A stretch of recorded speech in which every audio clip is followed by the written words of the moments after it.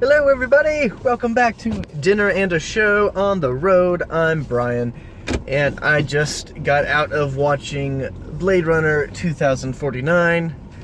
So, yes, I finally watched it.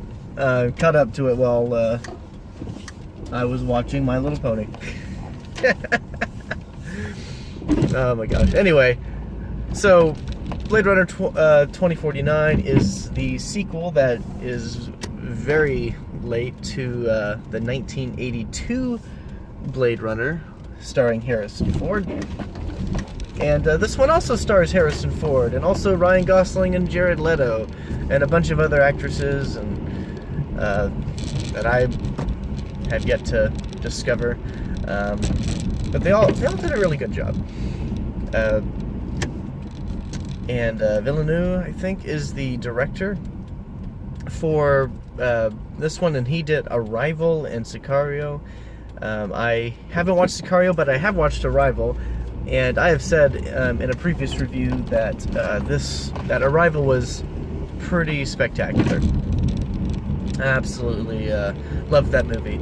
And if you are familiar with his style, then you'll probably and if you like his style, you'll like this movie, because this movie is definitely slow paced. You know, I definitely since this was sort of a late showing, I definitely had to stay awake for this movie. And it wasn't because it was boring, just the pacing was a lot slower than I was expecting. But man, it was really good. Can't really complain. So I mean, the story, I don't want to give too much away because I know it's been sort of, you know, been kept secret. Is Ryan Gosling is a Blade Runner, a replicant Blade Runner, and he comes across a startling fact that a replicant bore a child. And so he's trying to find more information about it, and of course he comes across Deckard, played by Harrison Ford, and asking questions about this. So anyway, that's kind of all I feel comfortable sharing, really. I think everyone did a pretty good job. I think Jared Leto, his method acting, guess it can kind of, yeah, I mean, he played a blind man pretty well, let's say.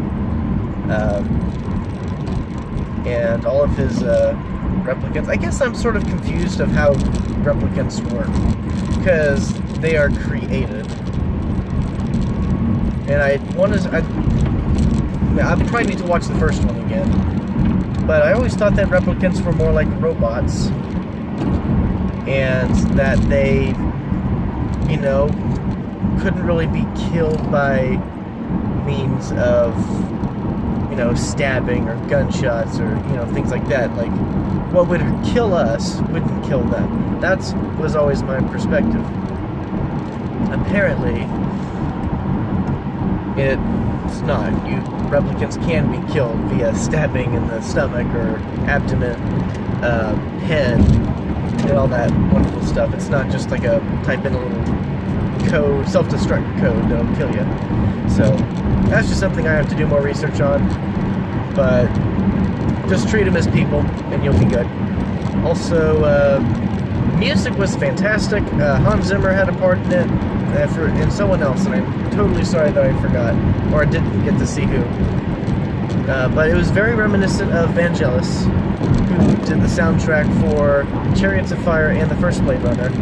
And boy, those soundtracks are amazing. I love the synthesizer sound. They incorporate a lot of dubstep, sort of. They use a lot of subs and bass to the score. But I think it was appropriate during specific times, especially like when their vehicles are traveling across the sky. Definitely good there. Cinematography was absolutely gorgeous. Absolutely loved it. Just sweeping shots of the landscapes, of the buildings. Production design was just amazing. I love the colors. A lot of blues and oranges. Yeah, definitely a lot of blues and oranges throughout the whole thing. Oranges especially for the empty, like, dead, abandoned spaces. And then blues for the vibrant city life. You do have, I think, a yellow palette for Mr. Wallace's office or home, which Mr. Wallace is Jared Leto's character. He creates replicants, the newer model, the ones that obey you, supposedly. Ryan Gosling usually plays a very silent-like character. Doesn't have much to say. He acts more than he talks. And that's the case here. But I think he did a pretty good job leading this film. It's a good mantle to pass from Harrison Ford to Ryan Gosling. And Harrison Ford does not have as many scenes as you would think he would. At least I thought he would get more scenes or be introduced a little later. But I think I like what they did. They waited for quite a while to introduce Harrison Ford's character. And there are a lot of great themes in here. Themes about loneliness. I mean, Ryan Gosling's girlfriend is basically a hologram. And there are naked women holograms everywhere to try and fill the void of loneliness for replicants or just whoever. So loneliness is a huge theme. The need to belong, the need for purpose, the value of life and souls. Because replicants, they believe that they're not just a slave for humankind, that they have meaning, that they have a soul and can think for themselves. It's a very strong theme throughout the film.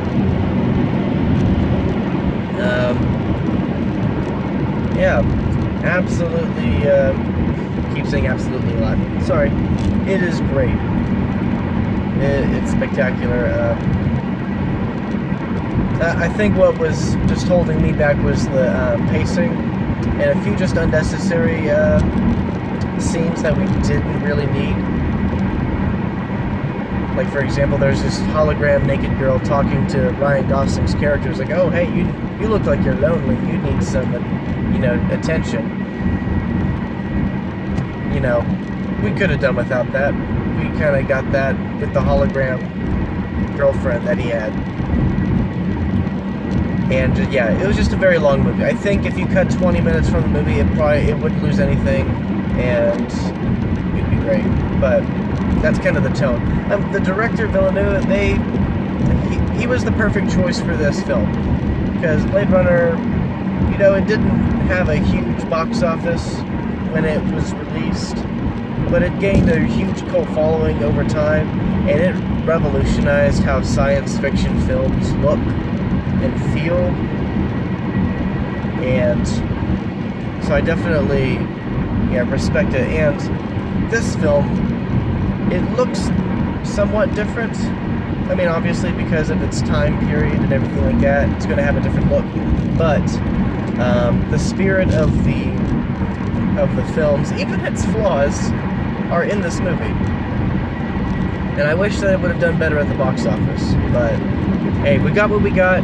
I'm going to give this film a solid high five. Pretty high five for me. Probably one of the best movies to watch right now this fall.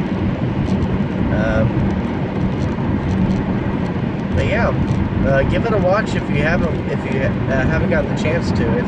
It's really good, and I think it'll have a good shelf life. But till next time, I'm Brian, and I will see you at the movies.